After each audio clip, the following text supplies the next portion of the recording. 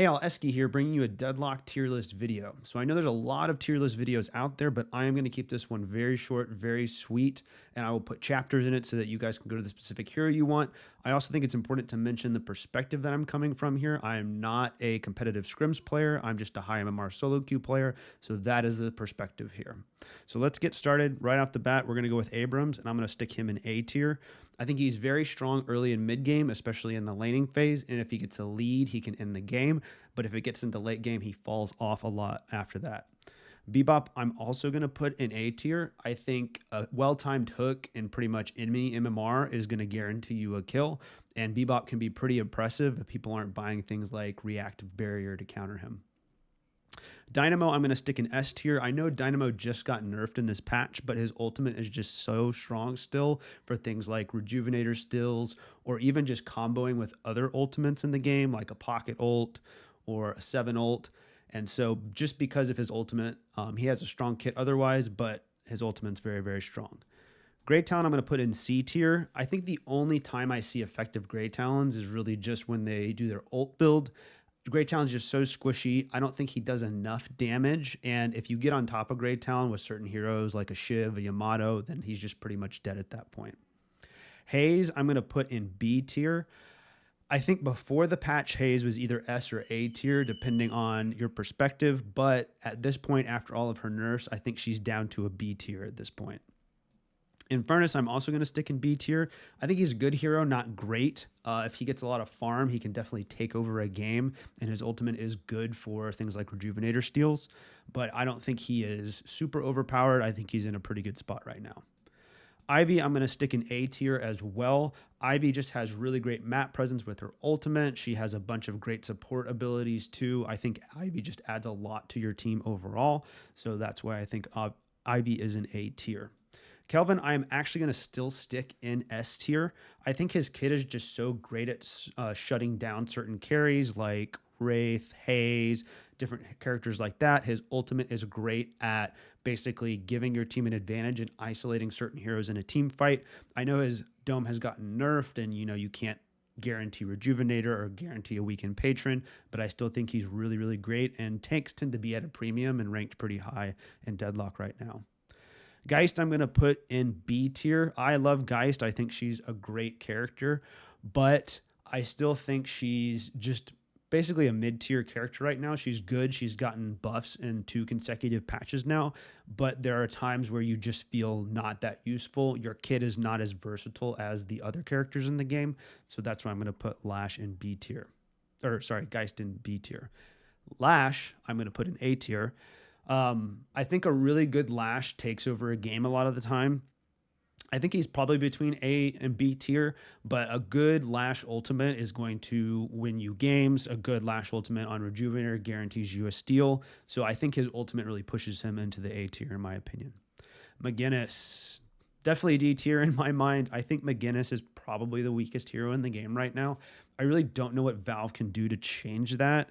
I think maybe a kit rework. You're probably gonna have to give her a bunch of buffs, but in that, at that point, does she become oppressive?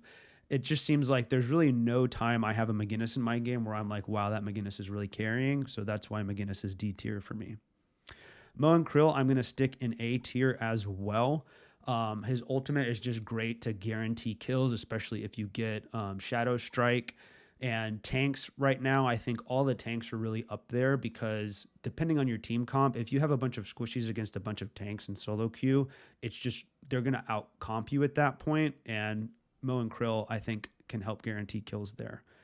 Paradox, I'm also going to stick in A tier. I think at lower MMRs, Paradox is not that good, but in a really good player's hands, a swap is a guaranteed kill, especially if you have silence on your wall. Then you swap the character, you warp stone back to your team, pretty much guaranteeing a kill at that point. So the other team has to play so far back and respect your ultimate so much as Paradox.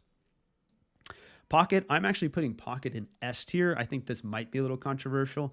I think Pocket's definitely between S and A tier. Pocket just does so much damage, has a kit that lets him escape very well. And once you get a decent amount of farm, you're just doing so much damage in a team fight, and it's so easy for you to get in there and assassinate a carry. That's why I think Pocket is an S tier. 7, seven's pretty controversial in my mind because I bet in low MMR 7 is extremely oppressive with his ultimate, but in high MMR 7 ultimate is just not good. Like it's still not good. They've buffed it a couple times now, I believe, but 7 is just sitting there. Players know how to line of sight you, and you're just, you can step out, hit him with a headshot, step back in, and not be taking a lot of damage from his ultimate. I think his 3 build is pretty good, but I just have not seen 7's really taking over games. And usually with 7's 3 build, you have to farm so much souls to really make it effective. I think that really limits 7's viability. Vindicta, I'm going to put in B tier.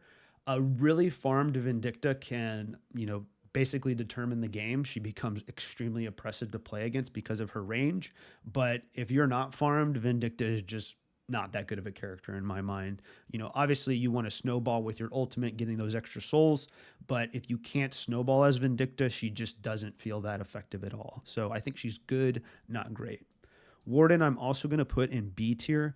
For me, Warden can really take over games if he's rotating between lanes, ganking, really, putting that fear in people's minds where he's just going to come out of nowhere with Veil Walker and gank you and you're just basically dead at that point.